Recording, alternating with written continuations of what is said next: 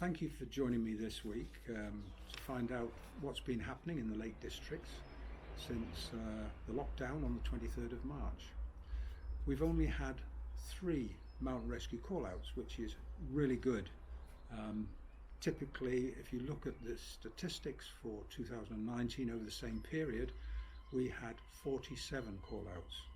20 were injuries, a further 10 were medical emergencies, 6 bike accidents and 10 searches. Each of those injuries, medical emergencies, required an ambulance at the roadhead, an ambulance crew, and also the casualty required attention in our accident emergency departments.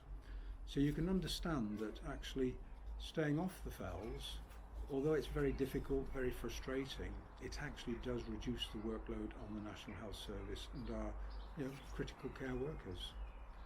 So in addition to that, we also want to protect our volunteers.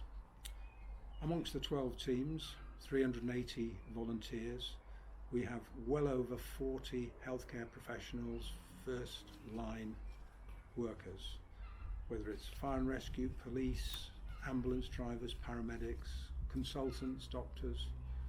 They all are involved, and many of them cannot afford to come on rescues because of the risk of catching COVID-19. They need to be there for their day job. So a lot of the teams are reduced in numbers. One team is 50% down on its normal call-out list because team members are basically staying away and doing the work that they need to do. The other thing that's worth mentioning is that the way we do our rescues will be different. I've included a photograph at the end of this which shows a typical team member, how he or she would approach you if you were injured or unwell on the mountain. It will take much longer to actually go through the processes. There'll be certain things that we don't do. Normally we'd put you in a bivvy tent to keep you out of the weather, but that creates problems for us. We have limited stocks of oxygen.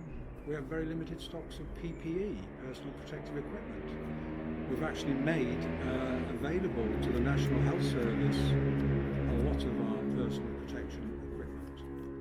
So we're just asking people to think about what they're doing, not to take risks.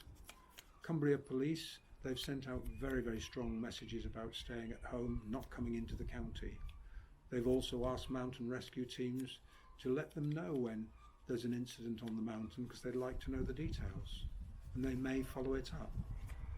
So anything you can do to exercise locally, not take any risks, is really appreciated by mountain rescue and the Cumbrian community.